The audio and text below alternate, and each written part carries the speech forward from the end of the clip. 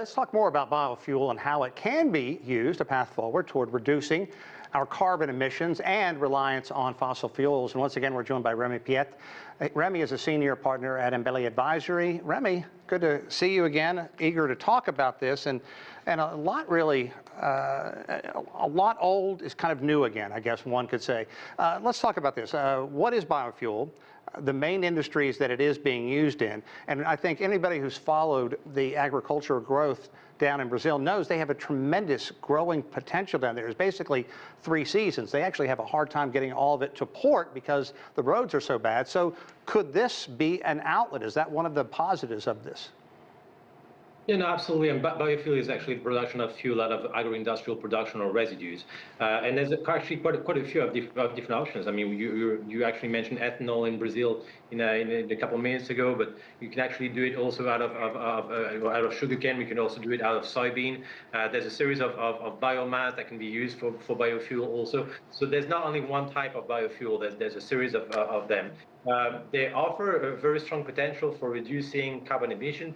They also are quite interesting in terms of ensuring energy security, therefore not being too dependent on imports of traditional fossil fuel. And more generally, they do provide a series of opportunities for governance to actually provide incentive for the use of those biofuels that are better in terms of consumption price and security. However, there are also some elements that needs to be potential concerns, especially with the production of soybean in Brazil. Sometimes you touch on issues of deforestation, which is actually obviously much more negative in terms of carbon emission.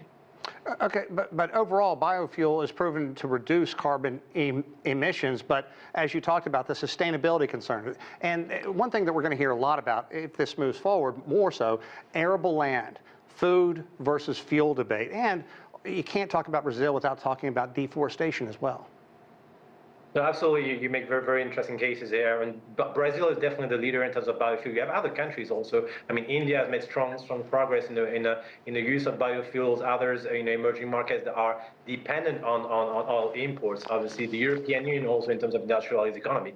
But as you rightly mentioned, the question of sustainability of biofuel and whether actually it's a net positive for carbon emission is in question. The overall answer to this will be yes, but under certain circumstances. If indeed the production of soybeans or sugarcanes is at the expense of deforestation, if you're looking at also other alternatives for electric cars that will be alimented through a grid that will be based on nuclear energy or renewable energy, those are still better results in terms of carbon emission. But more generally, if the production of agricultural goods, or if it's actually biofuel out of residues and recycled agricultural production, then this is obviously very interesting in terms of carbon emission performance and should be deeply looked into.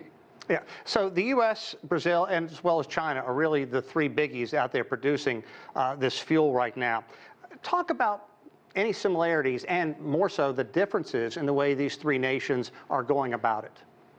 So it's different because not the same kind of mix that goes into the production of biofuel. Of those 3, definitely Brazil is the one that is seeing, in terms of representativity and volumes, a largest share of its automotive fleet used biofuel, but at the expense of, as I said, potential risk to the best lands for production or deforestation. When you look at countries that has vast territories such as the U.S. or Brazil, you usually can find the use of lands that are not the most and best arable lands for agricultural production to be used for soybean production or sugarcane. When you're looking at countries that are more limited in terms of the accessibility of good quality lands, the issue here is that you might actually see those lands being used for the production of biofuel components and not for the production of food stock that are crucial to the development of the poorest part of the population. That's the case in debates that you can see in some countries in Africa specifically. In the case of the US, China, and Brazil, you're looking at massive countries that have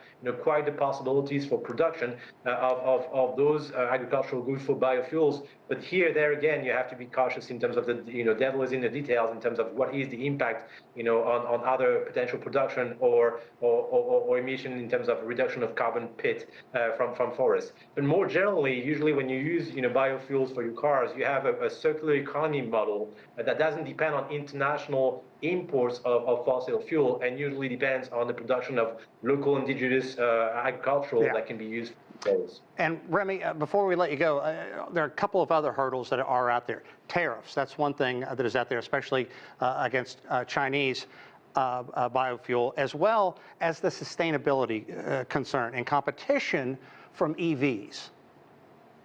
No, you're right. I mean, and the question of tariffs is also present very much in terms of the EV, battery discussion and potential tariffs from the US or Europe on Chinese production. You definitely see a question here of energy security, of protectionism of local industries, of making sure that the development of the automotive industries and the fuel to fuel that automotive industries is relying on a series of inputs that depends on your country and that you can produce. But definitely, biofuel is one alternative that is much better than fossil fuel, has its potential lacks and dangers when you look at the overall agricultural metrics, but it should be looked into because it really holds power and capacities for both circular economy models, but also for overall emissions of carbon for the economy and usually the automotive sector in each country.